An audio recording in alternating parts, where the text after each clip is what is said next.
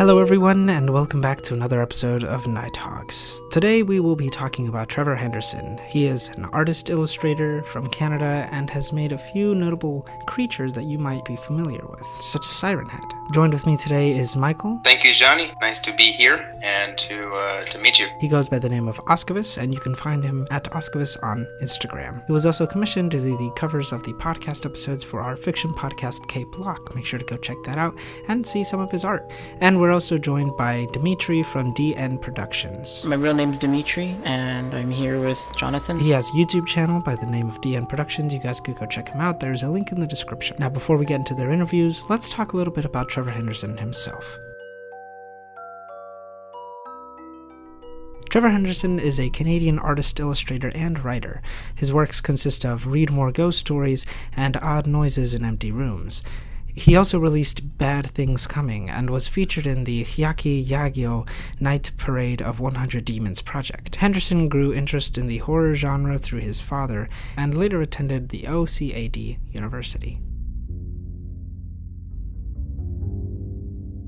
Yeah, let's just get started into the questions.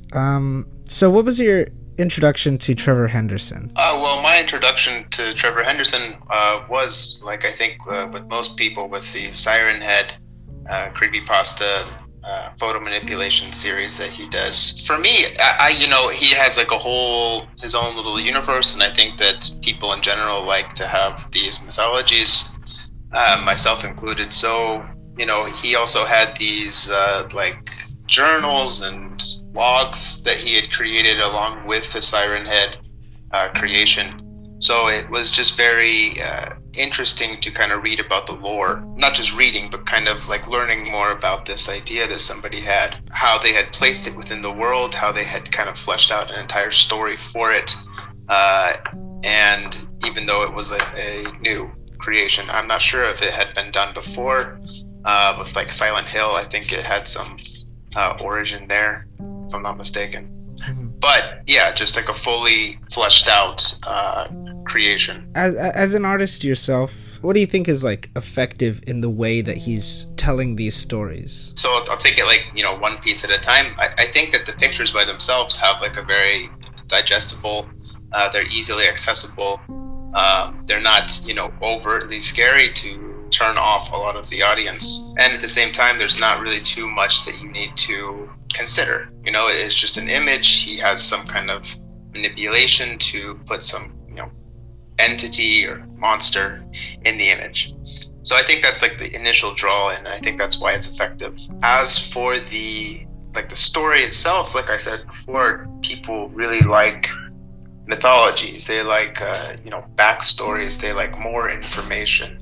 And not a lot of, even horror writers will give all that much information. For example, Lovecraft, like the original sci-fi horror guy. Mm-hmm. He had his own little creation in his head, and he had all these very interesting stories.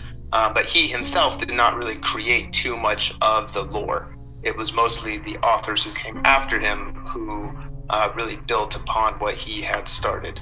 So I think that it kind of inspires people to think about these creations, think about the possibilities of this universe. What exactly about these, what elements does he use in the horror genre that really shows that this is kind of a branch of horror? For me, actually, Trevor Henderson is not very, I have my own, as a horror artist, I have my own things that make me tick. Mm-hmm. So his art for me is not particularly scary, but I can see where, the horror draw comes from. And it's like the idea of something that is weird or unnatural, uncanny, just the very sense that, you're looking at a picture of some abandoned farm, for example, a rabbit with two heads and snake body. And that's just, you stop and you think about it and you think that should not exist. So that is, I think, the surface level horror that Trevor Henderson creates, is just creations, basic creatures that should not exist in the universe. Things that go against what we know to be true, which is a pretty common element in all horror, I think. at least in like the supernatural sense. Edgar Allan Poe started writing weird fiction, but H.P. Lovecraft popularized the genre more among the time that the term was coined. It's usually identifiable through strange alien monster-type creatures that act as the antagonist, yet also seem to be the beginnings of Lovecraftian horror in regards to the creatures acting as proof of the insignificance of humans. I think that Trevor Henderson's a pretty good introduction into this genre of art. You know, for people listening, if you don't know about the SCP Foundation, do you know about this? Yeah, of course. Yeah, we have an episode in the podcast discussing that. It was a good segue for me, a good introduction, Trevor Henderson, to the SCP Foundation. I just think there's a lot of possibilities here for, myself included, but for younger creators out there to kind of explore lots of possibilities, lots of open ground. As much as the SCP Foundation might have been an interest to Trevor Henderson's fans, there has been a huge amount of criticism made about fans writing SCP entries using Henderson's art without his permission, which makes for this strange legal loophole. SCP is a public domain website, and all of the entries are allowed to become something else, such as a short film or video games, without the written permission of the original author. However, Trevor Henderson has copyrighted all of his art. So, because of this Siren Head SCP entry, one person in particular took advantage of this legal loophole. Earlier this year, Trevor Henderson discovered a game in production that used his creature's likeness without his permission. The creator of this game blocked him on Twitter and threatened to release the game with no regard to telling Henderson or giving him any credit. Thankfully, the game has been cancelled due to legal actions, but that doesn't stop people from associating Siren Head with the SCP Foundation, completely rewriting the original story that he intended. This was really helpful. Thank you very much for coming out here. All right, thanks for having me.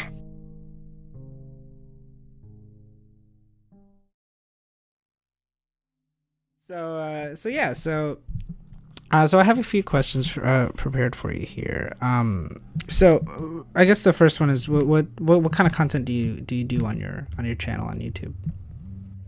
I want it to be kind of like just like a my life kind of channel. So all I've had so far is just like funny moments on PlayStation, and like one or two vlogs, and then I have a few like privated family videos. Mm-hmm. Kind of like a home videos just online. What was your introduction to Trevor Henderson, the artist? I believe I saw him in my For You page. Either that, or I believe you recommended him. I don't remember what conversation we had, but I definitely went through his Instagram after being, I guess, exposed to it, showing it. I just kind of went through it and I was like, this is interesting. This kind of reminds me of like SCP type stuff. And after that, I decided to give him a follow, and that's it, really. I mean, in what ways did Trevor Henderson's posts remind you of the SCP Foundation? Just the art style of the creatures that are featured on his page. They're very creepy, very creative as well. It's not something you would think of when you think of the word monster. He kind of adds his own twist to them. There's nothing cliche about them. In a way similar to SCP, everything's original or based off of something. A lot of the background or the pictures that he decides to draw over, they're very reminiscent of like biographies you would see on the SCP wiki. What kind of piqued your interest in Trevor Henderson's art? When looking at it, what exactly drew you in? I would have to say it's dark aesthetic, if you can say it as an aesthetic is dark, but definitely that drew me in, and what kept me there was the differences in each one. I don't think there's any two that are similar, apart from like Siren Head, of course, because it's like a legendary character. But every time you look at it, it's like, wow, you don't expect that. And you look at one night, and it's like, wow, I don't think I'm gonna get as much sleep tonight. And then the next day, it's like, that's interesting. What kind of benefits do you think that the viewer has with interacting with that art? I think it adds to the creepy atmosphere of not just a creature there. You know, like let's give an example for a found footage horror film. You don't know anything about the creature apart from what the characters are introduced to. And when you use art, you can tell that someone put effort and emotion into each detail that they add to it. And then on top of that, you have the caption of what that creature was doing, or their emotion, and what was the background of it. So I think that is a big, I don't want to say step forward, but a big benefit of using art to convey this dark creature atmosphere. What exactly in particular, like in a very basic or in a very specified way, does his art just kind of linger with people? Like, what about it, or why? I think it's the areas that he chooses to draw over. It's kind of like every day. Like, you can go into your basement and you would see something like that, or you could imagine that you would see something like that. You look at something abandoned, and you can imagine something like that being there. For example, a parking lot image of the what is it called? Well, yeah, like everyone's been in a parking lot. Everyone's been creeped out by something, or everyone has gone through the fog and imagined some huge creature in the distance, or on top of a mountain. And just, I think the long story short, I think realism would add to it. On this podcast, we've also talked briefly about Junji Ito's ability to make the familiar unfamiliar, and we see those similarities with Junji Ito's art and how he approaches horror, and how we can connect that to Trevor Henderson and the way that he approaches his art as well. So do you have any final questions, comments, or anything like maybe like another conversation starter or something like that? Honestly, the only question I really have is what inspired him to start this trend of drawing creatures, not just drawing them and not having a background, but drawing them, having the background, and also having a little miniature story to it. Because there's a lot, you know. He's got like 4,700 posts, and most of them are creatures that have their own story. Yeah, I definitely think what's interesting about his art is the fact that they are creatures, and a lot of art or a lot of horror right now is a lot about demons and ghosts and kind of the supernatural, and not really about like the whole, you know, like a monster or a being that really kind of haunts you. I think that he's definitely going back to the roots of horror in that aspect, and it is definitely something that kind of makes you ask, like, what, like, you know, why even after all this time we're still so fascinated and interested in something as so simple as like a monster.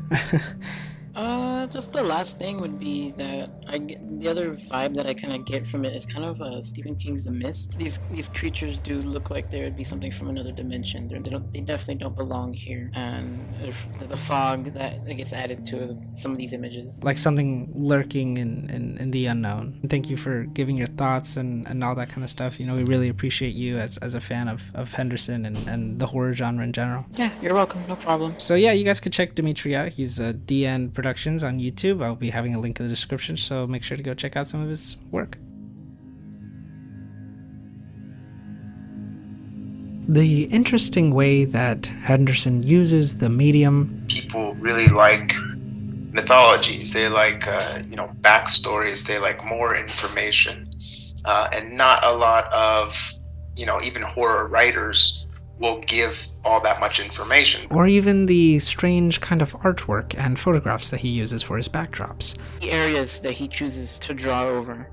It's kind of like every day. Like, you can go into your basement and you look at something abandoned, and you can imagine something like that being there. We still somehow gravitate towards Henderson's art. There's something so familiar with the monsters that he draws and the worlds that he creates that for some reason it doesn't feel too cliche. In fact, it feels more realistic than we've ever felt any story be.